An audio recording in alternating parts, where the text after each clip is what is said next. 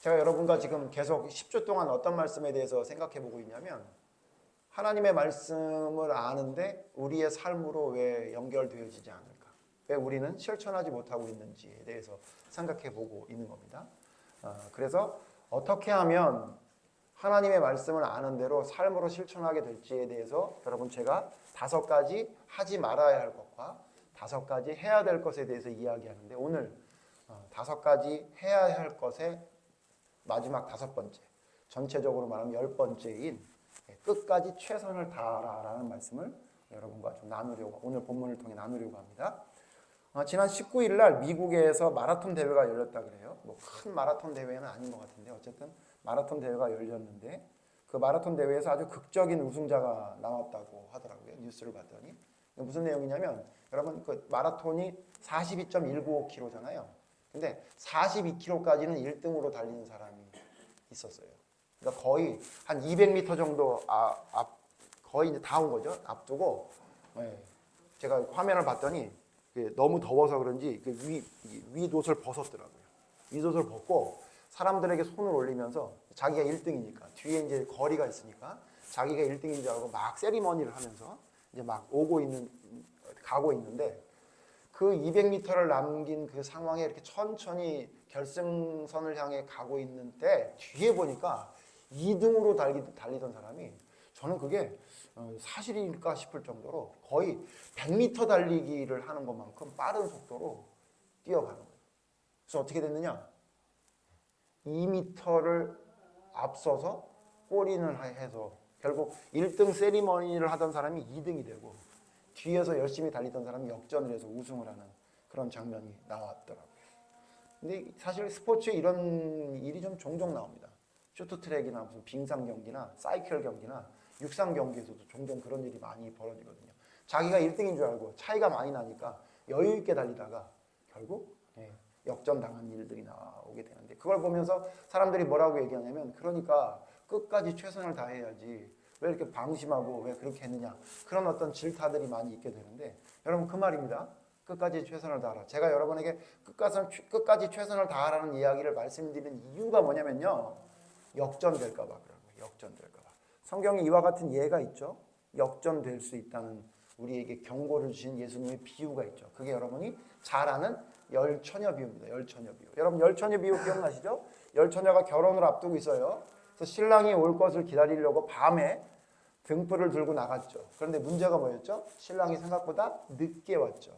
그래서 어떻게 됐죠? 기름을 준비했던 5처녀는 기름을 보충해서 신랑이 왔다는 소리를 듣고 당장 가서 만나서 결혼식장에 들어갈 수 있었으나 기름을 준비하지 않았던 5처녀는 어떻게 해요? 못 들어갔더라. 그 얘기가 우리가 잘 아는 열처녀, 5처녀는 혼인잔치에 들어가고 5처녀는 들어가지 못했던 이야기죠. 근데 여러분 그 내용을 자세히 보면요. 5처녀가 들어가지 못한 거로 끝난 것이 아니라 슬피 울며 어둠 속에 이를 갈게 한다는 이야기를 볼 때 무슨 얘기죠? 거기 그 혼인잔치는 무슨 혼인잔치예요? 그냥 결혼식이 아니라 다음에 또 갈 수 있는 남의 결혼식 잔치가 아니라 천국을 들어갈 수 있는 예수님을 만나는 혼인잔치, 천국잔치라는 걸 우리가 예수님을 통해 예수님 말씀하신 걸 알 수 있잖아요. 그러니까 무슨 얘기냐면 예수님을 믿고 따르는 사람인데 하나님을 믿고 따르는 사람인데 나는 분명히 천국에 갈 줄 알았었어. 그래서 예복도 입고 등불까지 들었는데 마지막에 못 들어갈 수 있다는 것을 성경은 말하고 있는 것이라고 여러분이 받아들여야 됩니다. 그래서 우리가 끝까지 최선을 다한다는 게 무슨 육상 경기나 어떤 스포츠 경기에서만 주는 교훈이 아니라 믿음의 사람들 중에서도 끝까지 최선을 다하지 않아서 탈락되는 사람이 있다는 것을 성경은 너무도 우리에게 많이 말하고 있어요. 대표적으로 여러분 구약의 왕 출신이면서 하나님 앞에 버림받은 사람은 누구죠? 많이 있지만 대표적인 사람이 누구죠? 사울 왕이죠. 사울은 이스라엘의 초대 왕이었지만 결국 그는 하나님께 버림받은 사람이 될 수밖에 없었죠. 무슨 얘기예요? 1등으로 달리고 있었다는 얘기예요. 그런데 마지막에 어떻게 됐다는 거예요? 역전됐다는 얘기죠. 가룟 유다도 마찬가지죠. 여러분 잘 아는 대로 12 제자였어요. 그런데 그의 마지막은 어떻게 됐죠? 나지 아니하였으면 좋을 뻔했다는 이야기 들을 정도로 하나님께 저주받은 사람이었다고 성경은 말하고 있죠. 무슨 얘기예요? 1등으로 달리고 있었는데 역전됐다는 거죠. 탈락됐다는 이야기죠. 그렇기 때문에 여러분 끝까지 최선을 다한다는 것은 굉장히 중요한 말씀입니다. 자, 그런데 끝까지 최선을 다하는 게 뭘까요, 여러분? 오늘 제가 여러분과 그 얘기를 좀 나누려고 합니다. 여러분, 끝까지 최선을 다한다는 게 뭘 말하는 거죠? 물론 육상 선수 아까 그 장면을 우리가 생각해 보면 육상 선수로서 끝까지 최선을 다한다는 건 뭐예요? 방심하지 않고 어떻게 해요? 내 있는 힘껏 끝까지 달리라는 얘기겠죠. 그러면 신앙으로 우리 신앙 믿음으로 끝까지 최선을 다한다는 건 뭘 말하는 걸까요? 오늘 제가 여러분께 두 가지를 통해서 끝까지 최선을 다하는 게 무엇인지를 생각해 보려고 합니다. 먼저 첫 번째, 여러분 끝까지 최선을 다한다는 건 뭐냐면요, 목적과 과정을 기뻐하는 것이라고 제가 이렇게 정리했습니다. 끝까지 최선을 다하는 사람은 어떤 사람이냐면 목적과 과정을 기뻐하는 사람이에요. 자, 그럼 무슨 얘기죠? 뭐를 보지 않고 결과에 연연하지 않고 목적과 과정을 기뻐함으로 순종하며 따라가는 사람을 끝까지 최선을 다하는 사람이라고 이야기하고 있어요. 성경의 예를 한번 들어볼까요? 예. 오늘 성경의 인물이었던 사도 바울을 보시면요, 사도 바울이 끝까지 최선을 다하는 사람이라고 여러분 생각되시죠? 근데 여러분, 사도 바울은 어떻게 하나님의 말씀을 듣고 복음을 전했던 사람이냐면 내가 뭘 하면 거기에 대한 대가가 돌아올 거라는 생각을 전혀 안 했던 사람이에요.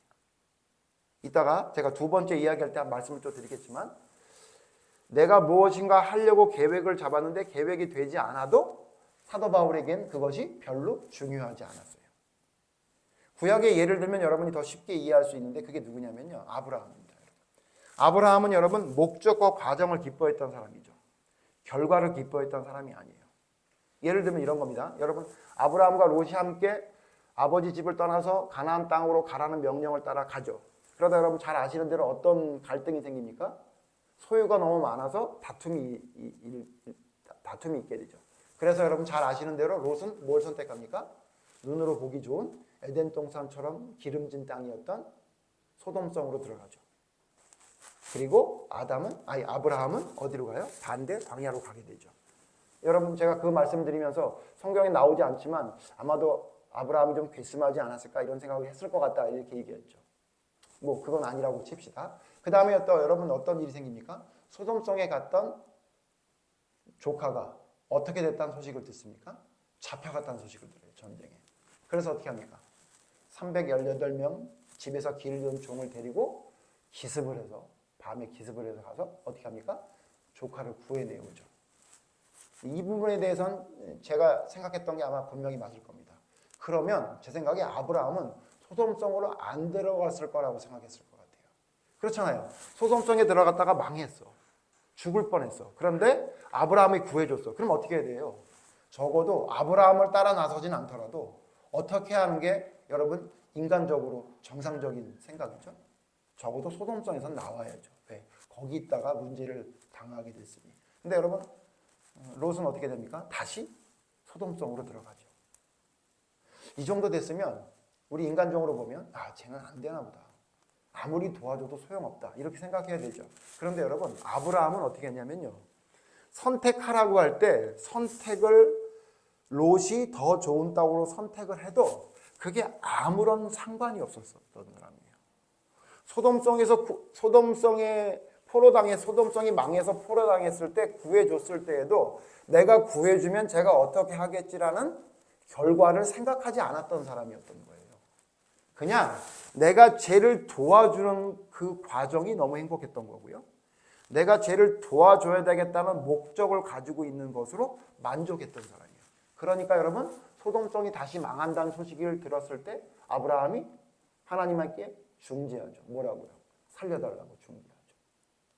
그게 왜 그러냐면 결과를 예상하지 않고 인간적인 생각으로 결과를 예상하거나 대가를 예상하지 않고 그냥 과정과 목적에 충실한 사람이에요.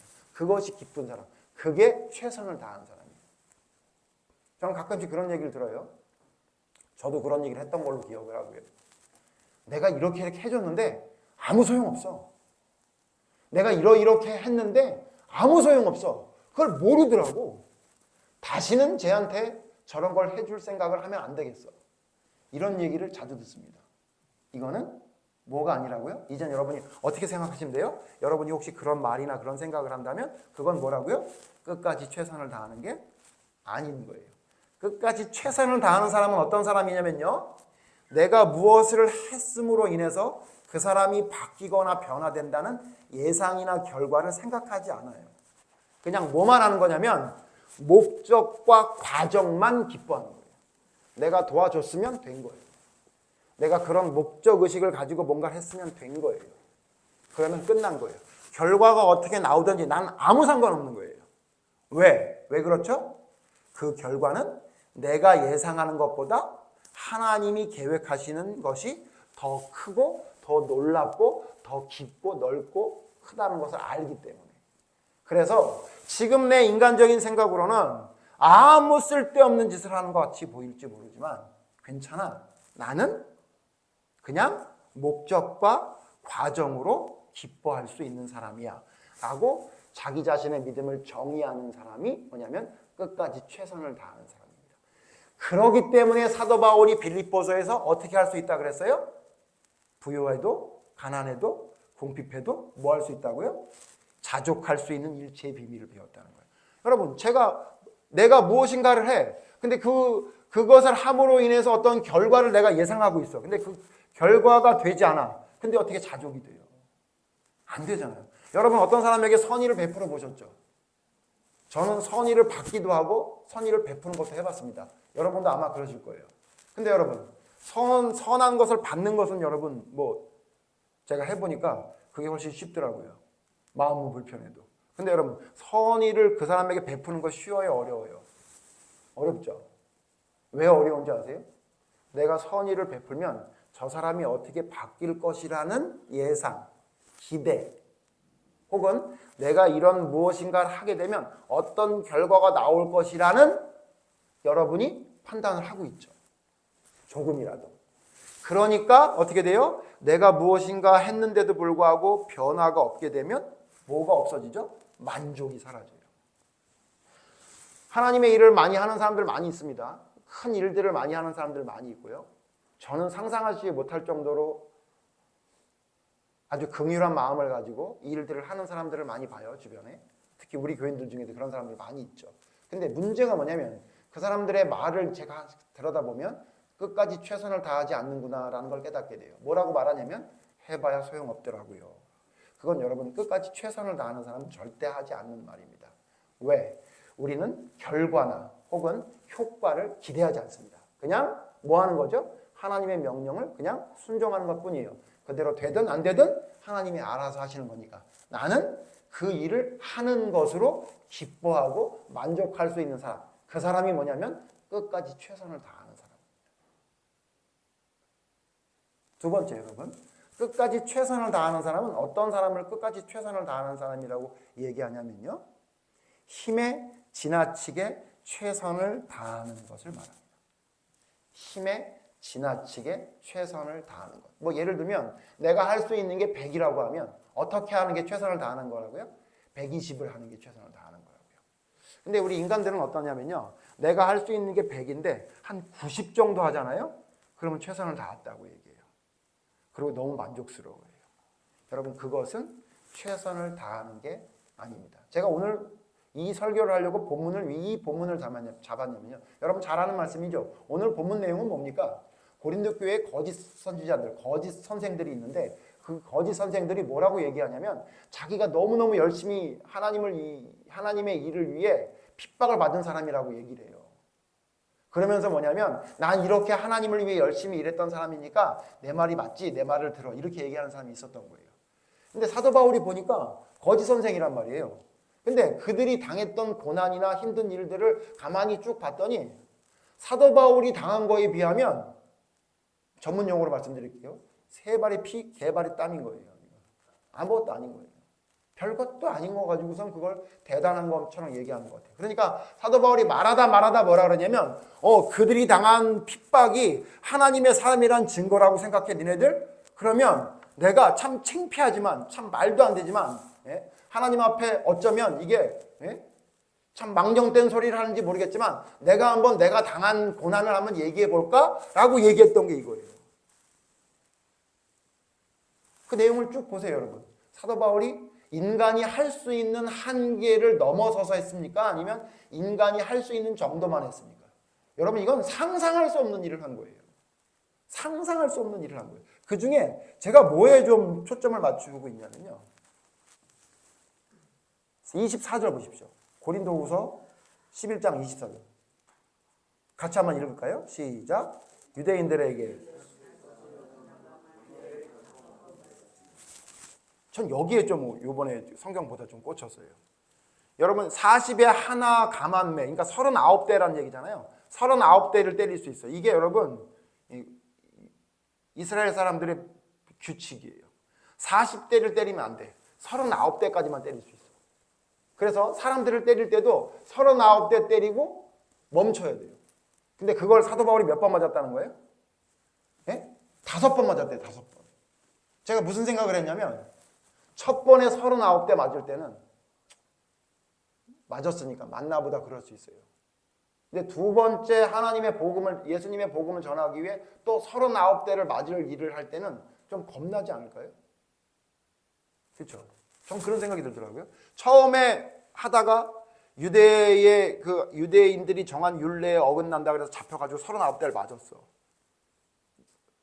근데 두 번째 또 내가 이거 하면 걸리면 또 39대를 맞겠는데 그럼 여러분 해요, 안 해요? 할 수 있다 칩시다. 그걸 몇 번 한 거예요? 2번, 3번 했어요. 우리 인생은 3, 4번 이상 안 하잖아요. 그럼 그만해야지. 근데 사도 바울은 어떻게 한 거예요? 4번, 5번 맞았다는 거예요. 저는 이걸 보면서 야, 사도 바울 진짜 한 3번 정도 맞고 1번 정도 맞고 그만해도 되는데 이걸 5번을 맞을 때까지 계속 일했구나. 여러분 그 다음 보세요. 25절 보세요. 3번 태장으로 바꿔요. 여러분 태장이 뭔지 아세요? 태장이 뭐냐면요.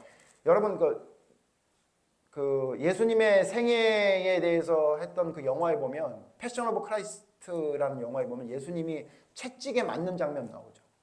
그때 여러분 그 장면 기억하세요? 저는 그거 되게 고증을 잘한 것 같은데 채찍을 예수님의 등에 딱 때렸는데 채찍이 예수님 등에 박히죠. 그래서 빼니까 살점이 막 나오는 거 보죠. 여러분 그게 태장이에요. 태장. 그러니까 채찍 끝에 동물의 뼈나 납조각을 달아서 때리면 살이 뜯겨져 나갈 게 그게 태장이에요. 태장으로 3번 맞았다는 거예요.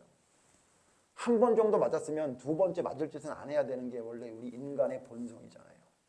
여러분 이 말씀은 뭐냐면요. 사도 바울이 예수님도 태장으로 1번 맞은 거잖아요. 예? 예수님도 태장으로 1번 맞으신 거잖아요. 그리고 돌아가신 거잖아요. 근데 이걸 3번 이랬다는 거예요. 또 뿐만 아니에요, 여러분. 이거 말고 그 다음 뭐예요? 3번 태장으로 맞고 1번 돌로 맞고 1번 돌로 맞은 거는 아까 제가 말씀드린 사도행전에 돌로 맞은 거 기억나시죠? 여러분 사도 바울이 돌 맞은 얘기 들으면 여러분 충격적인 얘기예요. 그거 무슨 사건인지 기억나세요? 돌에 맞기 전에 무슨 사건이 있었는지 기억나요? 안진뱅이를 고쳤더니 그 동네에 있는 사람이 신이라고 막 섬기려고 그랬잖아요. 그래서 말렸단 말이에요. 근데 그걸 보고 누가 유대인이 사람들을 막 마음을 막 동요시켜가지고 돌로 때렸다 그래요. 그래서 어떻게 됐대요? 돌로 맞아서 죽은 줄 알고 질질 끌고 성 밖으로 갖다 버렸다는 거죠. 그런데 사도 바울이 일어났다. 그게 여러분 돌로 맞은 사건이에요. 아니 병자를 고쳐서 신으로 대접받을 것 같아서 그러면 안 된다라고 얘기했는데 결과가 뭐냐면 돌에 맞아서 그냥 죽은 줄 알고 갖다 버리는 상황이 됐던 게 사도 바울인데 그거 말고 뒤에 보세요. 3번 파선하고. 여러분 파선이 뭔지 아세요? 배가 깔아앉은 걸 파선이라고 하는 거예요. 배 타고 가다가 배가 잠긴 거예요. 그걸 몇 번 했다고요? 3번. 제 생각에 1번 정도 파선한 경험이 있으면 전도하러 걸어 다녔을 것 같아요. 그렇지 않아요? 제가 이 얘기를 왜 자꾸 이렇게 강조하냐면요. 여러분 이 말씀 그냥 읽지 말고 여러분이 한번 생각해 보세요. 여러분이 배 타고 가다가 파손됐어. 그럼 다음번에 전도할 때 배 타 안 타? 안 타지 않을 거예요. 예? 한 번은 그래. 2번 그래서 2번. 2번 또 파손됐어. 그럼 3번째는 여러분 배 안 타는 거 아니에요? 근데 사도 바울은 어떻게 했다는 거예요? 빨리 가야 돼? 배 타. 파손하면 어떻게 하려고요? 상관없어. 그랬던 거예요. 사도 바울의 고백 아시죠? 사도 바울은 뭘 위해 자기 목숨은 뭘 위해 있었던 사람이라고 알았던 사람이에요? 복음을 전하기 위해 있었던 사람이라고 알았기 때문에 예루살렘으로 올라가면 죽는다는 걸 알고도 올라가는 거예요. 네? 그게 사도 바울이었어요. 사도 바울은 어떤 사람이냐면요, 자기 힘에 지나치게 최선을 다한 사람이에요. 태장으로 한 번 맞으면 맞봤다고 끝나도 되잖아요. 3번 맞을 때까지 계속 하는 거예요. 배가 파손되면 한두 번 됐으면 그만해야 되는데 3번 파손돼도 또 배 타고 가는 거예요. 39대를 맞아요. 계속 맞는데 3번, 4번, 5번 계속 맞는 거예요. 니들이 아무리 때려도 나의 입은 복음을 전할 수밖에 없다. 이게 여러분 사도 바울의 모습이었던 거예요. 그 이외에도 많죠. 배고프고 줄이고 뭐 헐벗고 이런 건 뭐 수도 없이 있다는 거예요. 그게 사도 바울의 삶이에요. 그럼에도 불구하고 사도 바울은 내가 당한 고통보다 내가 교인들을 위해 하지 못하는 것이 더 안타깝다고 생각했던 사람이라고 이야기하면서 거짓 선생들이 했었던 이야기에 넘어가지 마라. 그렇게 이야기해요. 근데 재밌는 건 전 이 성경을 보면서 제가 예전에도 한번 말씀드렸던 것 같은데 이렇게 쭉 얘기하고 다 얘기한 줄 알았는데 사도 바울이 생각해 보니까 한 가지 중요한 게 빠진 거야. 그래가지고 다 얘기한 다음 뭐냐면 참 다메섹에서 아레다 왕이 고관을 시켜서 날 잡으라 그럴 때 나 참 창문으로 줄 타고 도망간 적도 있어. 이렇게 제가 생각할 땐 사도 바울이 이거 기억 못하는 거 엄청 많아요. 이거보다 훨씬 많았을 거예요. 여러분, 우리는 어때요? 우리의 믿음은 어때요? 우리의 신앙은 어때요? 여러분 힘에 지나치게 최선을 다하면서 하나님의 말씀에 순종하며 그 길을 따라가고 있습니까? 아니면 39대 한번 맛봤으니까 그거면 됐다 그러고 여러분 다른 길로 피해가는 거 아니에요? 태장으로 한번 맞는 거 너희들 알아? 얼마나 힘든지? 그래서 나는 이제 한번 맞아봤으니까 그만하겠다. 여러분 혹시 그러는 거 아니에요? 사도 바울은 그러지 않았던 사람이에요. 사도 바울은 자기 힘에 지나치게 했던 사람이에요. 자기 힘에 지나치게. 여러분 우리 지금 나이 드신 분들 많이 계신데 제가 외람된 말일지 모르겠지만 여러분 죽음이 왜 두려운지 아십니까? 죽음이 왜 두렵냐면요. 저는 그렇게 정의합니다. 죽음이 왜 두렵냐면 힘이 남아서 그래요. 힘이 남아서. 죄송해요. 힘이 남아서 그래요, 여러분. 내 힘을 다 쓰잖아요. 그럼 우리가 자주 쓰는 말 있죠. 너무 힘들 때 자주 쓰는 말. 뭐라 그래요? 죽고 싶다 그러잖아요. 봐요. 잘 아시네요. 우리가 죽음이 왜 두려운지 아세요? 하나님을 위해, 복음을 위해 힘에 지나치게 여러분이 살지 않아서 그래요. 힘에 지나치게 살던 사도 바울 같은 사람은요. 죽음이 앞에 있을 때 어떻게 했어요? 죽음이 하나도 두렵잖아요. 뭐만 바라보고 있어요? 나 죽으면 이제 하나님 앞에 가서 하나님 나 상 주실 거야. 그거 바라고 있죠. 제가 여러분과 왜 믿음이 머릿속에만 남아있고 입으로만 남아있고 우리의 삶으로 연결되지 못하는지에 대해서 10주 동안 여러분과 이야기하고 있습니다. 마지막인데 여러분에게 정말 드리고 싶은 말씀은 힘에 지나치게 최선을 좀 다하십시오. 아마 이런 얘기를 다른 어떤 목사님이 들으면 말도 안 되는 소리를 한다고 저를 비판할지도 모르겠습니다. 뭐 그러거나 말거나 저는 교회도 작고 상관없으니까 보지도 않을 테니까 상관없습니다만 봐도 상관없습니다만 여러분 진짜 믿음이 적당히 적절하게 그렇게 믿는 게 정말 믿음이라고 생각하십니까? 성경이 정말 그렇게 말하고 있습니까? 네 힘에 지나치게 하지 마라. 너무 지나치게 하면 오히려 그것이 너에게 독이 될 수 있으니 적당히 할 수 있을 만큼만 해라라고 성경이 말하는 성경이 어디 한 구절이라도 있던가요? 저는 성경을 본다고 보는데 아직도 한 구절도 한 문장도 찾아보질 못했습니다. 성경은 뭐라고 말하냐면요. 힘쓰라고 말합니다. 힘쓰라고. 호세아 6장 3절 보시죠. 호세아 6장 3절. 구약성경 호세아 6장 3절.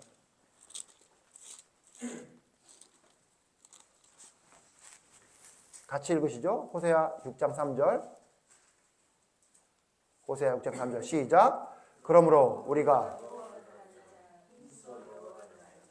그의 나타나심은 새벽빛같이 어김없나니 비와 같이 땅을 적시는 늦은 비와 같이 우리에게 임하시리라 하시리라. 여러분 여호와를 알 때 어떻게 알죠? 대충 알지 아니에요. 어떻게 알으라고요? 힘써. 너가 하나님을 알고 싶어? 그냥 아는 정도 갖고 안 돼. 힘써 알아라. 호세아를 통해 왜 이렇게 얘기한 거예요? 이스라엘 백성이 왜 망했다는 거예요? 여호와를 알되 대충 알다가 망했다는 거예요. 너희가 안 망하려거든 호세아 뭐라는 거예요? 힘써 알아라. 힘써. 그냥 아는 정도가 아니라 네 모든 힘을 다해 여호와를 알기 위해서라. 그래야 너희가 망하지 않게 된다라고 우리에게 말하고 있는 거예요. 에베소서 4장 1절 보세요. 에베소서 4장 1절. 에베소서 4장 1절. 에베소서 4장 1절. 같이 읽으시죠. 시작. 그러므로 주 안에서 갇힌 내가 너희를 권하노니 너희가 부르심을 받은 일에 합당하게 행하여 2절 모든 겸손과 온유로 하고 오래 참음으로 사랑 가운데 서로를 용납하고 3절 평안에 매는 줄로 성령이 하나 되게 하신 것을 힘써 지키라. 여러분 하나님께 부름받은 사람으로서 이것저것 해야 될 것을 쭉 사도 바울이 이야기하고 이거 어떻게 지키래요? 그냥 지키라가 아니라고요. 어떻게? 힘써 지키라. 힘써. 여러분 여기 에베소 교회가 어떤 교회입니까? 칭찬받는 교회예요. 예? 에베소 교회가 여러분 요한계시록 2장에 보면 어떤 교회라고 말하고 있어요? 칭찬할 것이 9가지나 되는 칭찬할 것이 너무나 많은 교회였어요. 물론 처음 사랑을 잃어버렸기 때문에 책망도 받았지만 여러분 계시록 2장 3장에 나오는 7교회 중에 가장 칭찬을 많이 받은 교회가 어느 교회예요? 에베소 교회라고. 근데 에베소 교회에 뭐라 그래요? 그렇게 칭찬받을 일을 많이 했던 교회인데 사도 바울이 뭐라고 얘기해요? 힘써 지키라. 니네 지금 갖고 안 된다. 힘써 지키라 그랬다는 거예요. 왜 힘써 지키라 그래요? 좀 위로만 좀 해주지. 예? 이렇게 힘써 모든 게 하고 있는데 좀 모자란 것을 좀 이야기해주면서 좀 위로해주고 좀 감싸주고 안아주고 그러지. 왜 이 에베소 교회 이렇게 열심히 있는 이 교회에 왜 힘써 지키라고 말합니까? 힘들어 죽겠는데. 그게 믿음이니까 그래요. 그게 하나님의 메시지니까 그래요. 지금 교회에서 전파되어지는 메시지가 왜 여러분 문제가 있는지 아십니까? 예? 음향기기를 사용하는 그 가격대를 살펴보세요. 예? 웬만한 대단한 대통령이 쓰는 음향기기보다 더 좋은 걸 쓸지도 모릅니다. 아마. 큰 교회에서는. 예? 그 목사님들의 목소리가 여러분 저처럼 이렇게 막 그냥 찢어지는 목소리고 아주 듣기 싫은 목소리로 합니까? 거룩한 목소리로 할 겁니까? 할 겁니다. 분명히. 예? 그런데 여러분 그 전해지는 메시지에 도대체 뭐가 빠진 겁니까? 힘써가 빠진 겁니다. 힘써. 지키라도 빠졌지만 힘써가 빠진 거예요. 행하라도 빠졌지만 힘써가 또 빠진 거예요. 힘쓰는 걸 하면 무슨 안 되는 것 마냥 이야기하는데 여러분 아닙니다. 여러분. 교회 청소를 하십니까? 지금보다 더 힘써 청소하십시오. 식당 봉사를 하고 계세요? 지금보다 더 힘써 봉사하시라고요. 이런 얘기를 하면 부담스럽고 그 사람에게 뭔가 짐을 지우는 것 같으니까 말을 안 한다고요? 근데 성경은 뭐라고 말해요? 힘써 하라잖아요. 힘써 하라. 성경 공부하는 거 힘들어요? 목사님께 말해서 좀 짧게 해달라고 여러분 건의하라고 여러분이 누군가가 여러분의 머릿속에서 말하고 있어요? 아니요. 힘써 하르래. 힘써. 그 정도 갖고 안 된다고 말하고 있지 않습니까? 이거 말고도 여러분 시간상 제가 안 찾겠습니다만 열왕기상 2장 2절에 뭐라 그래요? 대장부가 되는데 어떤 대장부가 되래요? 힘써 대장부가 되래요. 누구에게? 솔로몬에게. 너 왕이 될 건데 너 대장부가 되는데 있잖아. 진짜 대장부가 돼서 나라를 통치해야 되는데 그냥 남자 말고 힘써 대장부가 되라. 어느 정도가 아니라 진짜 멋있는 하나님 앞에 서 있는 남자가 되라. 계시록 3장 19절에는 뭐라 그래요? 너희가 열심을 내는데 어떻게 해요? 힘써 열심을 내. 열심을 내. 열심을 어느 정도 하는 게 아니라 열심을 내래요. 회개하라고 이렇게 말하고 있어요. 여러분 성경은 곳곳에 우리에게 힘써 열심을 내라라고 말하고 있어요. 그런데 열심히 해라라는 이야기가 교회에서 사라지고 있습니다. 왜? 부담스럽답니다. 힘써 행하라는 말이 점점 사라지고 있습니다. 왜? 듣기 싫답니다. 부담된답니다. 성경과 반대로 가고 있는 거 아니에요? 저는 여러분에게 뭘 말씀드리고 싶으냐면요. 여러분이 왜 믿음이 삶으로 연결되지 않는지 아십니까? 힘써 안 해서 그래요. 힘써 안 한다고요. 끝까지 안 한다고요. 최선을 다하지 않는다고요. 물어보면 이렇게 얘기해요. 나름대로 최선을 다한다. 아니요, 여러분. 나름대로 최선 다하는 거 아니에요. 여러분 그냥 대충 하는 척만 하신 거예요.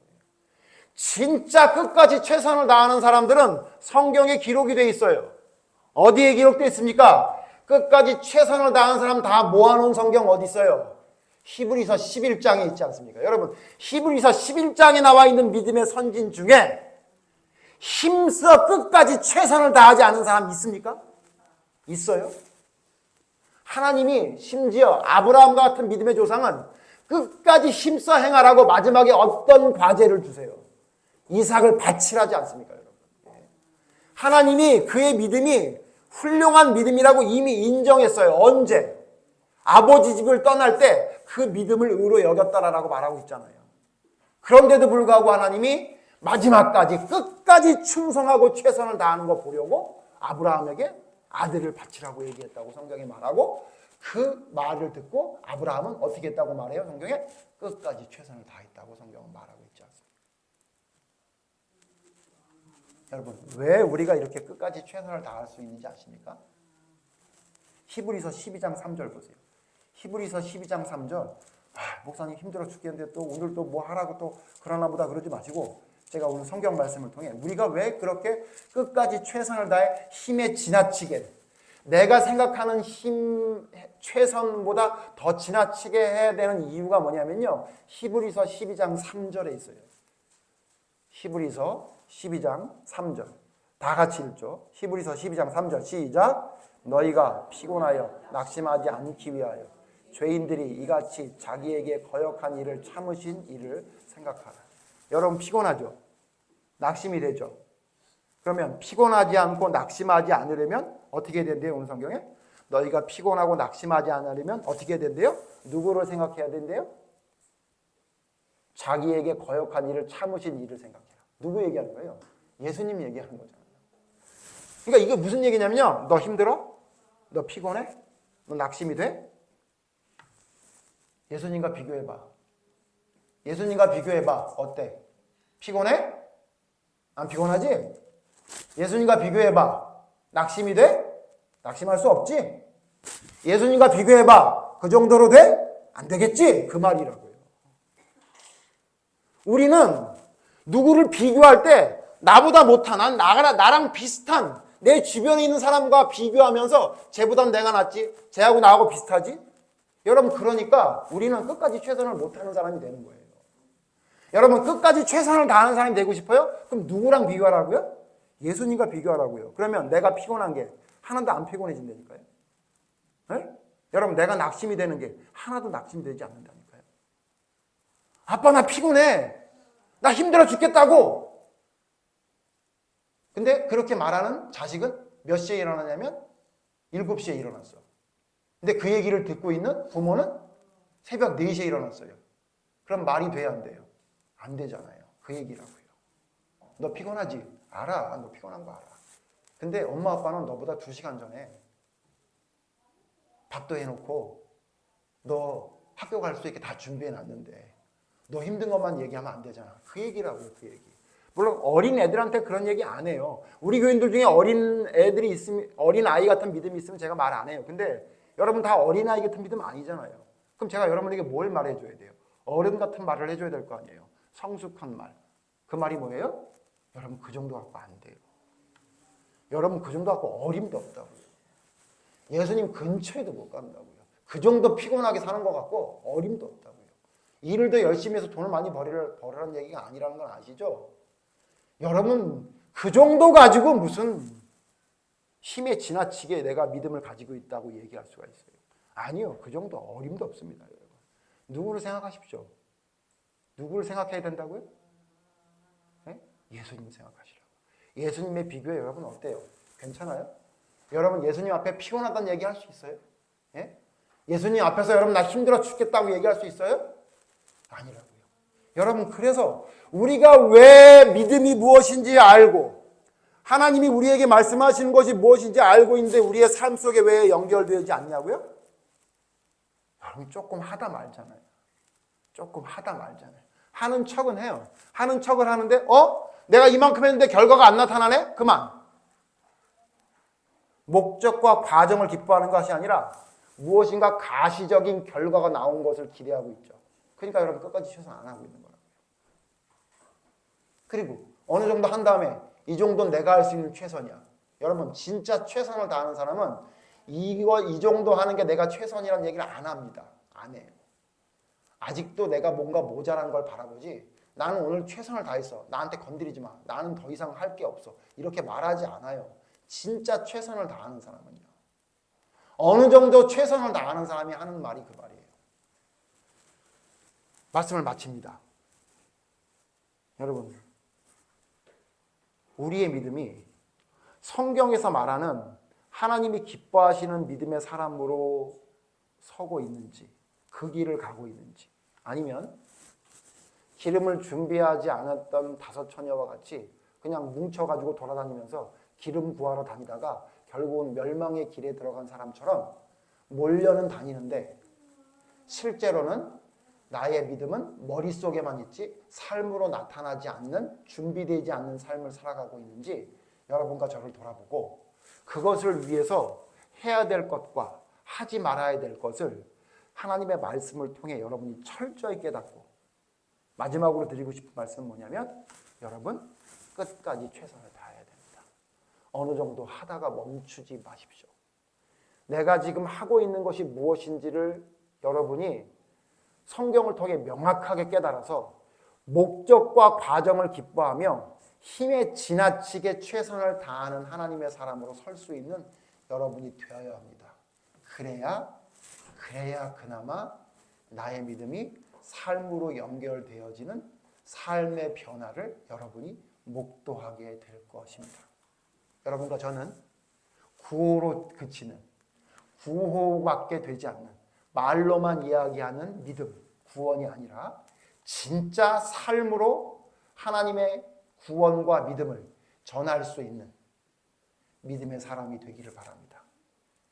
하지 말아야 할 것 멈추시고, 해야 할 것 여러분 미루지 마시고 오늘부터 실천하시는, 끝까지 최선을 다해 하나님께서 나를 택정해 주신 사랑을 퇴색되지 않고 나타낼 수 있는 빛과 소금과 같은 믿음의 사람으로 서는 모두가 되기를 바랍니다. 기도하겠습니다. 하나님, 우리는 최선을 다할 줄을 모르는 자들인 것 같습니다. 예수님이 나를 위해 돌아가셨다는 그 구원의 기쁨 때문인지 무엇인가 안 해도 된다는 생각을 너무나 가지게 됩니다. 물론 우리의 행동으로 구원을 쟁취할 수 있는 방법은 아무것도 없습니다. 우리의 노력과 행동으로 하나님의 구원을 쟁취할 수 있는 것은 이단입니다. 그렇게 생각하는 것은 말입니다. 그러나 하나님, 그러한 생각 때문인지 하나님의 말씀대로 하지 않는 것을 괜찮다 생각하는 것이 이제는 믿음이 돼버린 것 같습니다. 하나님이 하지 말라는 것을 하지 않아야 되는데 그것을 하면서도 그래도 용서해 주신다고 생각하는 것이 진짜 믿음으로 둔갑해버린 것이 지금 현실이 아닌가 생각됩니다. 하나님 아닙니다. 아닙니다. 하나님. 힘써 알아야 됩니다. 힘써 행해야 됩니다. 하나님, 우리가 하고 있는 그 정도가 아니라 상상할 수 없는 것까지도 나의 삶으로 행동하는 것이 구원받은 자의 믿음이라고 성경은 말하고 있습니다. 하나님, 우리는 착각하지 않게 해주시옵소서. 믿음은 지식이 아니라 삶이라는 것을 잊지 않고 기억하게 해주셔서 작은 부분까지 하나님이 기뻐하시지 않는 것을 하고 있는 것은 무엇인지, 작은 부분이라 생각하며 하지 않고 있는 것은 무엇인지를 말씀을 통해 철저히 깨닫게 하시고 또 회개하게 하심을 통해 하나님 말씀대로 해야 할 것을 순종하며 하는, 하나님이 기뻐하시지 않는 것을 작은 것 하나도 하지 않을 수 있는 용기와 힘을 얻는 그것을 삶으로 나타내는 믿음의 사람으로 서는 저희가 되게 하여 주시옵소서. 끝까지 최선을 다하는 자가 되게 해 주시옵소서. 내가 생각하는 결과를 생각하지 않고 목적과 과정만 바라보며 기뻐하며 순종하는 자가 되게 해 주시옵소서. 또한 하나님, 어느 정도 하는 것으로 다 했다 생각하는 미련한 자가 되지 않게 하시고 힘에 지나치게 내가 생각하는 한계를 넘어서는 순종이 우리의 삶에 있게 되는 믿음의 성숙이 우리의 삶에 이루어지는 저희가 될 수 있도록 인도해 주시옵소서. 예수님을 생각하게 해 주시옵소서. 예수님이 했던 일을 바라보며 나의 지금 하고 있는 것은 아무것도 아님을 겸손하게 바라볼 수 있게 인도해 주시고 주님이 말씀하신 그 모든 것들을 믿음의 선진들처럼 힘에 지나치도록 순종하는 삶을 살아갈 수 있는 저희가 될 수 있도록 하나님 도와주시옵소서. 하나님 이끌어 주시옵소서. 하나님 감당할 수 있도록 힘을 공급하여 주시옵소서. 믿음이 구호가 아닌 삶이 될 수 있도록 하나님 이끌어 주시는 하나님의 손길을 간절히 바라오며 예수님 이름으로 기도드립니다. 아멘.